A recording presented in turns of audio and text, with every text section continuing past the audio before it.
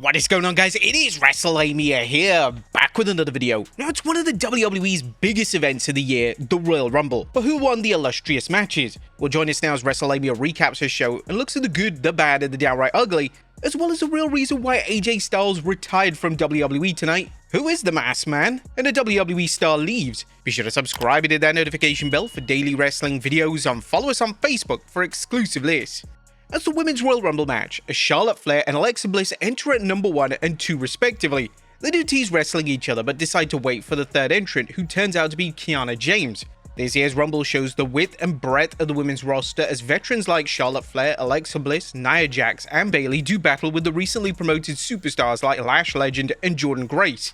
The Judgment Day's Liv Morgan, Raquel Rodriguez, and Roxanne Perez prove dominant as they triple team one opponent after another. But there's also NXT talents like Sol Ruca, Jacy Jayne, and Lola Vice who impress, creating the appearance that this is anyone's match for the taking. The final four though come down to Raquel Rodriguez, Liv Morgan, Sol Ruca, and a returning Tiffany Stratton. But Liv surprises Raquel by eliminating her and then takes Stratton out immediately after Tiff eliminates Sol Ruca, as Liv Morgan wins the Women's Royal Rumble match. Next up is AJ Styles vs Gunther, and if Styles loses, he must retire. Oh, it's all on the line for AJ Styles tonight, as Gunther looks to add the Phenomenal One to his wish list of wrestlers that he's looking to retire. This bout sees Styles showing the same drive and skills he's shown at last week's Saturday night's main event bout against Shinsuke Nakamura, with Styles fighting off a merciless opponent when he tries to find a way to put the ring general away. Styles even gets busted open during the match on his arm, and it looked pretty bad. In fact, it's smeared all over Gunther. But sadly, AJ Styles just can't close the deal, and Gunther's onslaught weakens AJ enough that Gunther is able to lock in the clutch and win by technical knockout as a referee raises up his hand just once and it flops to the ground. Gunther actually wins the match and AJ Styles retires from WWE. AJ wakes up and realizes that he's lost the match, but the fans cheer Styles as he goes to take off his ring gloves, but he reconsiders and then puts them back on. He enjoys the fans' cheers as he gives them the too sweet sign before walking to the back very emotionally. Was that the last we've ever seen of AJ in the WWE? Some are also pointing out that the referee only chose to raise his hand once to lose the match.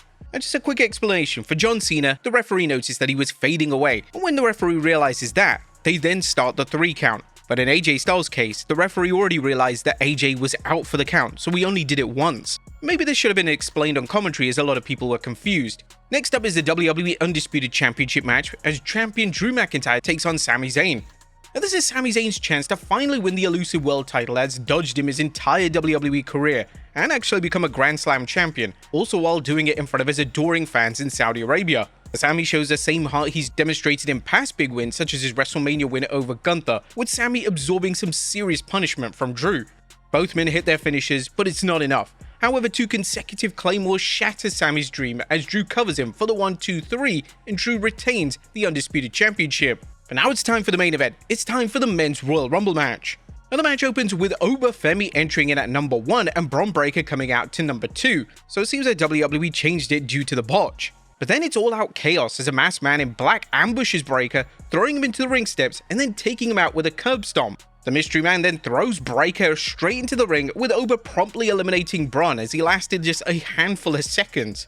But Paul Heyman looks on in shock as the masked man has already left the scene.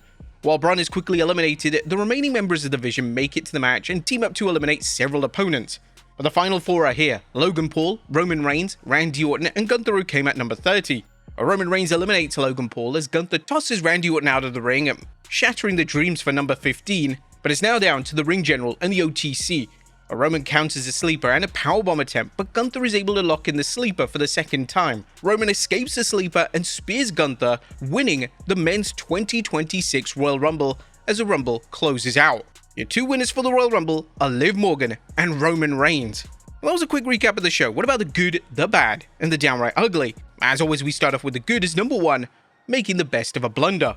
A WWE SmackDown botch where they showed Bron Breakker entering the Rumble at number 1 was a major botch for WWE, but that is until WWE turned it into an angle between Raw General Manager Adam Pearce and Paul Heyman, and after that, Breakker entered in at number 2 on the pre-show. Heyman confronted Pearce on the pre-show and even going meta by saying number 2 is worse than number 1 because you don't have the high ground. It's pretty cool that WWE actually turned this botch into a storyline, as there's now more reason to believe that Adam Pearce is behind some sort of controversy against Bron Breakker. Number 2, Women's Rumble surprise returns. Now, there were at least two fun surprises for this year's Women's Rumble, as fans saw Brie Bella and Tiffany Stratton, who entered in at number 30. Tiffany put in a great showing, making it to the final three, and although fans have heard rumors of Brie returning and whisperings that it might have been Tiffy time at the Rumble, these two appearances definitely popped the audience. Number 3, Liv Morgan's command performance. While Liv Morgan has received criticism for a lack of progress in the ring, Morgan silenced her critics tonight thanks to a command performance in the Royal Rumble. Morgan looked terrific against many fresh faces, making them look good while also creating the illusion that she might be eliminated at any moment. Morgan's ultimate win was particularly thrilling after 2 Rumble appearances where she was poised on the brink of victory, but came as runner-up both times. Finally, WWE have now pulled the trigger on her fully and let her have the win. Number 4, the Women's Rumble MVP. Now, the Women's Royal Rumble was particularly good, thanks in part to an abundance of fresh faces in the match and how WWE allowed them to show off their various skills and abilities. The Rumble has always been about turning the match into a showcase for more than just the winner, but it's never been more apparent than it was this year, with talent including Lola Vice, Kiana James, Jordan Grace, and Lash Legend looking particularly strong. However, no talent, well besides Liv Morgan, shined as much as Sol Ruka. The 26-year-old had no wrestling experience before entering the Performance Center, but her background in acrobatics and tumbling proved the perfect way to learn the fundamentals, and she's had a rocket strapped to her back ever since. I mean, for crying out loud, she entered the Royal Rumble by doing a 450 clothesline. She also had a great save in the match. Tonight's performance, along with a big win over Bayley on Saturday night's main event last December, promises big things ahead for Sol Ruka. Definitely a future champion. Number 5, a grand finale. Retirement matches are a hard thing to pull off, something fans have repeatedly seen with the examples like Kurt Angle vs Baron Corbin, more recently John Cena vs Gunther standing out. But not so tonight, as AJ Styles got a chance to put on yet another classic match for the ages. Gunther was the perfect dance partner as he sold just enough for Styles to create the illusion that AJ might win and he might not retire from WWE. However, AJ lost, and now he has to retire from WWE. Having AJ wrestle his last match 10 years from his debut, that being the 2016 Rumble, was kinda poetic and bittersweet, a reminder of how pro wrestling's work nature can create significant milestones. And Powerhouse Royce Keys is in the house. Royce Keys made an impressive debut tonight, and WWE deserves points for waiting until the Rumble for his debut.